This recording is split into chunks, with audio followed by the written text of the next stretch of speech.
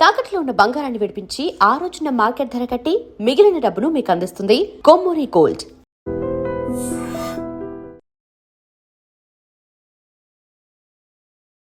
నమస్కారం, welcome to I dream. ధర్మ మార్గం విత్ విజిత కార్యక్రమానికి స్వాగతం.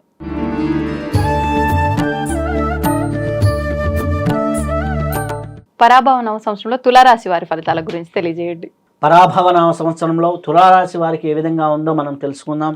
తులారాశి వారి కిందకి వచ్చేది చిత్త 3, 4 పాదాలు, స్వాతి 1, 2, 3, 4 పాదాలు, విశాఖ నక్షత్రం 1, 2, 3 ఇవి మనకి తులారాశి కిందకి వస్తూ ఉంటాయి. అలాగే వీరి ఆదాయ వ్యయాలు ఏ విధంగా ఉన్నాయి అని అనుకున్నప్పుడు ఆదాయం 5, వ్యయం 14 కింద ఉంది. అంటే ఆదాయం కంటే వ్యయం చాలా ఎక్కువగా ఉంది. రాజ్యపూజ్యం 6, అవమానం 3. అంటే మంచి అనేవాళ్ళు ఎక్కువగా పెరుగుతూ ఉంటారు, ఈ యొక్క చెడు అనేవాళ్ళు తక్కువగా ఉంటారు.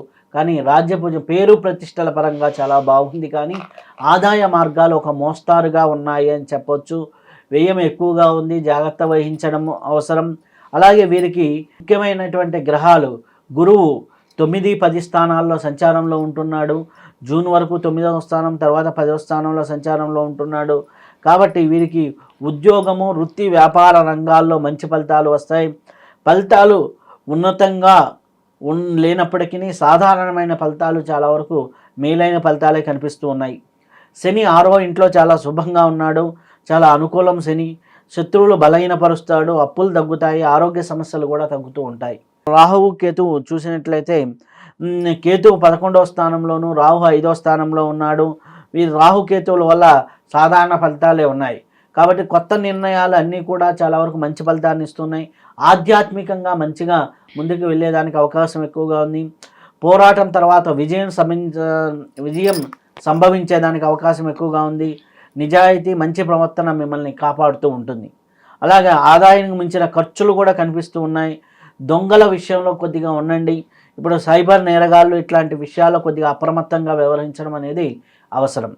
అలాగే ఉద్యోగము, వృత్తి విషయాల్లో ఎటువంటి ఉంటాయి ఫలితాలు అంటే కెరియర్లో ముందడుగు ఉంటుంది, పనిలో నాణ్యత, గుర్తింపు మీకు ఉంటుంది. మొత్తం మీద సంతృప్తికరమైనటువంటి ఫలితాలు ఉద్యోగ రంగంలో ఉన్న వారికి కలుగుతుంది. అలాగే న్యాయము, కోర్టు విషయాల్లో కోర్టు కేసుల్లో విజయం సాధిస్తారు. న్యాయవాదులు, కోర్టు ఉద్యోగులకు కూడా మంచి అభివృద్ధి కనిపిస్తుంది. మీకు ఏదైనా కోర్టు సమస్యలు ఉన్నాయి, అవి నెరవేరుతాయి. అలాగే న్యాయవాద వృత్తిలో ఉన్న వారికి కూడా మంచి విజయాలు సాధించేదానికి ఆస్కారం ఎక్కువగా ఉంది. అలాగే వ్యాపార రంగంలో ఉన్నవారికి ఏ విధంగా ఉందో మనం చూద్దాం. వ్యాపార రంగంలో ధాన్యము, మిల్లులు, అలాగే వచ్చేసి కూరగాయలు, వాణిజ్య సరుకులు, నిర్మాణ రంగం, ఇనుము, స్టీలు, కలప, గ్రానైట్, మిర్చి, మిరియాలు, మసాలా వ్యాపారాలు చేసే వారికి చాలా మంచి ఫలితాలు రావడం అనేది జరుగుతూ ఉంది. అలాగే విదేశీ లావాదేవీలు కూడా లాభదాయకంగా ఉంటాయి. అలాగే డిసెంబర్ చివరిలో వ్యాపారాలు కొద్దిగా నష్టపోయేదానికి అవకాశం ఎక్కువగా ఉంది. అప్పుడు రాహుకేతువుల సంచారంలో మార్పులు ఉంటాయి కాబట్టి.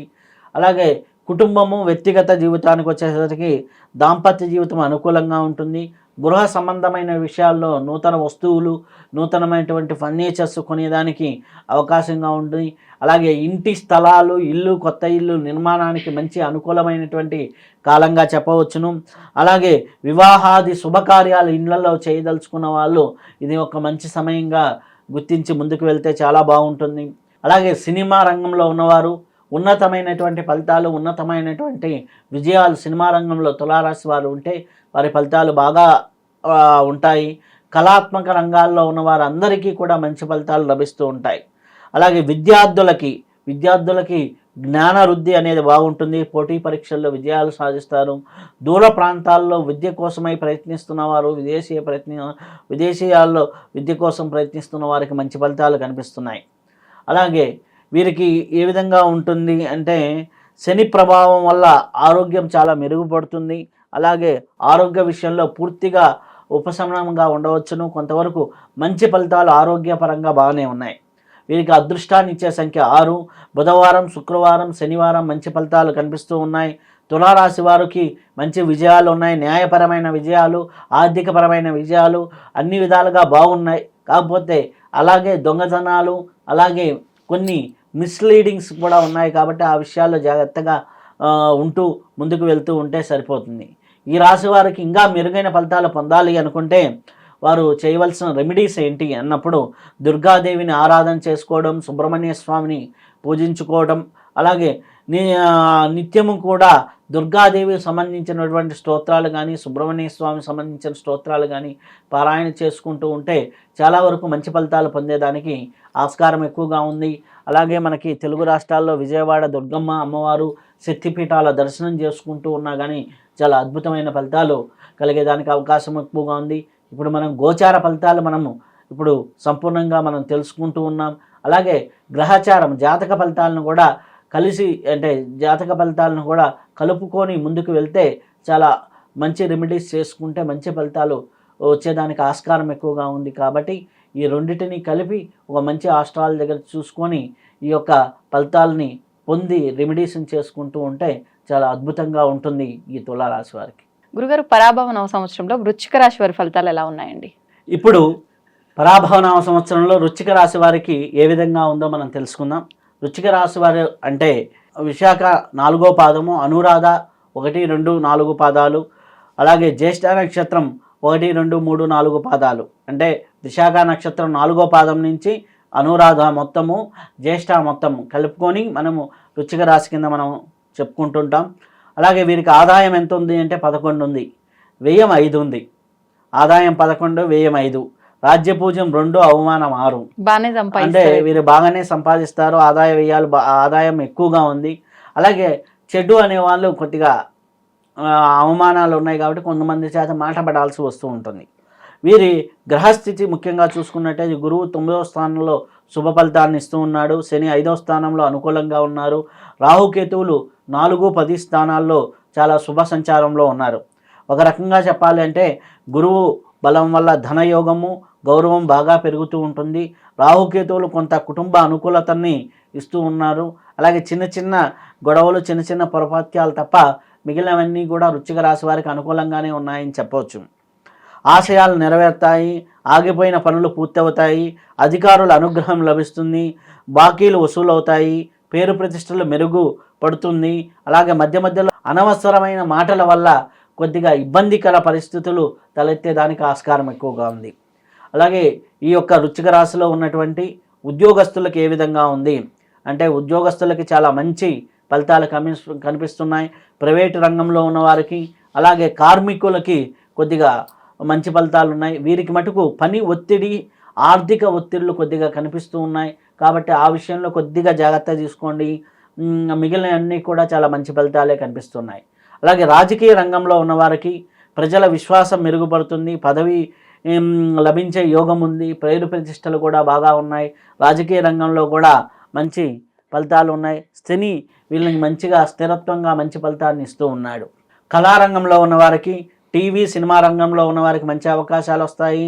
గాయకులకి, నటులకి, సాంకేతిక నిపుణులకి విజయాలు ఉంటాయి.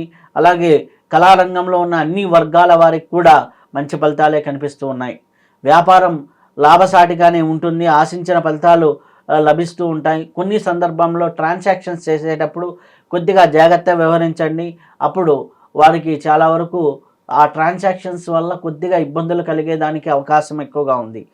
ఇనుము, సిమెంటు, ఇటుక కాంట్రాక్టులు, రియల్ ఎస్టేట్ రంగాలు, హోల్సేల్ రంగాలు వీళ్ళందరికీ కూడా చాలా మంచి ఫలితాలు కనిపిస్తూ ఉన్నాయి. అలాగే విద్యారంగంలో ఉన్నవారికి గురుబలం వల్ల జ్ఞాపక శక్తి పెరుగుతుంది, పరీక్షల్లో మంచి మార్కులు సాధిస్తూ ఉంటారు. అలాగే ఉన్నతమైన ఫలితాలు కనిపించేదానికి ఆస్కారం ఎక్కువగా ఉంది. వ్యవసాయ రంగంలో 2 పంటలు బాగా పండుతాయి. అలాగే మంచి ఆదాయం లభిస్తుంది. అలాగే వ్యవసాయ రంగంలో ఉన్నవారికి అన్ని విధాల పంటలు కూడా అనుకూలించేదానికి ఆస్కారం ఎక్కువగా ఉంది. నీరు ఎక్కువగా ఉపయోగించే పంటలు వరి, చెరుకు ఇటువంటివి కూడా బాగా పండించేదానికి అవకాశం ఎక్కువగా ఉంది. అయితే వీరికి గురుబలం వల్ల చాలా శుభ ఫలితాలు కనిపిస్తూ ఉన్నాయి. అలాగే వీరికి అనుకూలత ఇంకా పెరగాలి అంటే, ముందుకి వెళ్ళాలి అంటే దక్షిణామూర్తి స్తోత్రాన్ని ఇంకా పారాయణ చేసుకుంటూ ఉండండి. అలాగే రాహుకేతువులు సంబంధించి దుర్గా అమ్మవారిని ఆరాధిస్తూ ఉంటే చాలా సత్ఫలితాలు పొందేదానికి ఆస్కారం ఎక్కువగా ఉంటుంది. అవుతున్న శివలింగం. పరమాత్మకు చేవా సరే దాన్ని అట్లా కప్పేసేయండి, చూపించదండి. Krishna is there. మూర్తి పూజ కాదు, సాక్షాత్ బ్రజేంద్ర నందన భగవాన్ ఉన్నారు మూర్తిలో. ఏమీ ఆశించకుండా ఆరాధించే వాళ్ళు కూడా ఉన్నారా ప్రభుజీ? నిజమైన భక్తి అంటే మనకు తెలియదు కాబట్టి